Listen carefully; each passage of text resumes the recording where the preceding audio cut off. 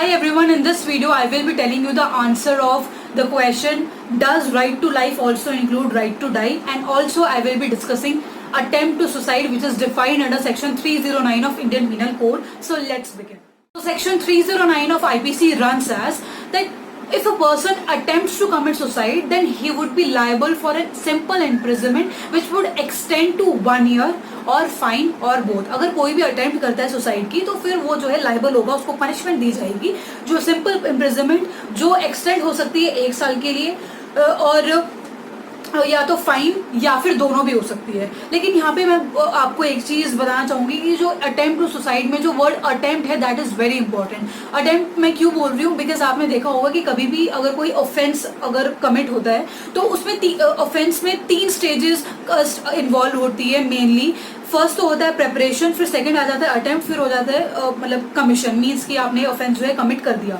But इस section में जो इम्पोर्टेंट जो खास बात है वो ये है कि यहाँ पर जो अटेम्प्ट बेसिकली जो अटेम्प्ट खुद ही इसमें जो है आपको पनिशेबल बना देगा. कैसे? अगर आप कमिट कर दोगे सुसाइड को तो आप उस पर्सन को वापस तो लेके आ नहीं सकते, इसलिए अटेम्प्ट जो है यहाँ पे पनिशेबल है. एक और चीज यहाँ पे प्रेपरेशन क्यों नहीं है पनिशेबल, जैसे फॉर एग्जांपल अगर बाय चांस आपको सुसाइड कमिट, भगवान न करे ऐसा कोई ख्याल आए, लेकिन अगर किसी पर्सन के दिमाग में अगर ऐसे कोई फालतू की चीज आती है तो अगर बाय चांस अगर सपोज करो वो रोप लेके आ रहा है तो वो जो पार्ट है उसका रोप खरीदना सुसाइड जो भी करने के लिए नहीं आना चाहिए, लेकिन मैं वैसे एग्जाम्पल के लिए बता रही हूँ.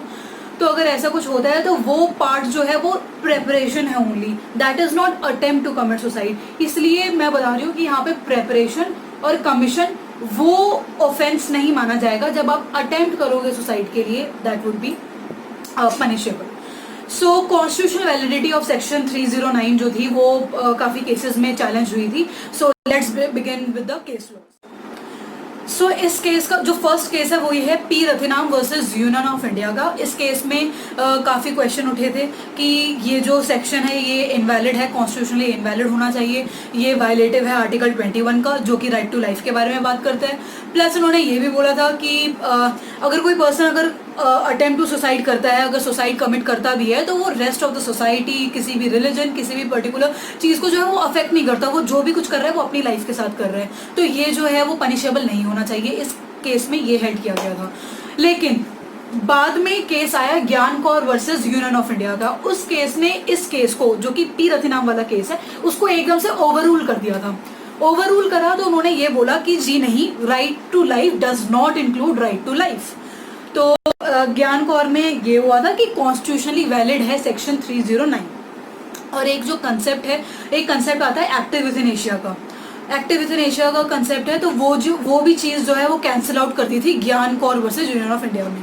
लेकिन फिर केस आया था Aruna Shanbaug versus Union of India का. उस केस में ये हेड किया गया था कि चलो ठीक है, एक्टिव विद इन एशिया जो है वो तो इनवैलिड होगा, वो तो आप नहीं दे सकते, लेकिन कुछ ऐसे एक्सेप्शनल सर्कमस्टांसेस हो जाते हैं. अभी एक्सेप्शनल सर्कमस्टांसेस क्या होते हैं वो केस टू केस डिपेंड करते हैं.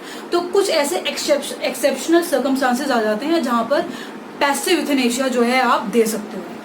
तो अब बात आती है, क्वेश्चन ये उठता है कि अब ये एक्टिव यूथनेशिया और पैसिव यूथनेशिया क्या होता है. सो एक्टिव यूथनेशिया होता है कि आप एक्टिवली कोई ऐसा एक्ट कर रहे हो किसी उस पेशेंट की लाइफ डिस्ट्रॉय करने के लिए. और पैसिव यूथनेशिया में क्या होता है, पैसिव यूथनेशिया में आप कोई ऐसा, आप कुछ भी नहीं कर रहे, मतलब जो पेशेंट को मेडिकल ट्रीटमेंट चाहिए उसको ठीक होने के लिए आप वो नहीं दे रहे, आप उसको जैसा है वैसे ही रहने दे रहे हो, जिससे पर्सन की जो है डेथ भी हो सकती है और डेथ होती है. So that is passive euthanasia. Active euthanasia means कि आप कुछ ऐसा एक्ट कर रहे हो पर्सन की लाइफ डिस्ट्रॉय करने के लिए, उसको खत्म करने के लिए, मारने के लिए. और पैसिव यूथनेशिया में आप उसका जो मेडिकल ट्रीटमेंट जो है वो विड्रॉ कर रहे हो, आप उसको मेडिकल ट्रीटमेंट दे ही नहीं रहे. सो ये होता है passive euthanasia.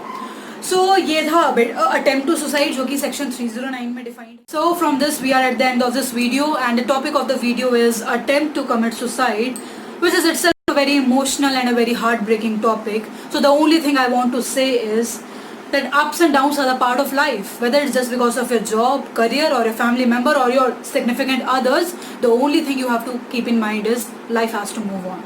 Thank you so much.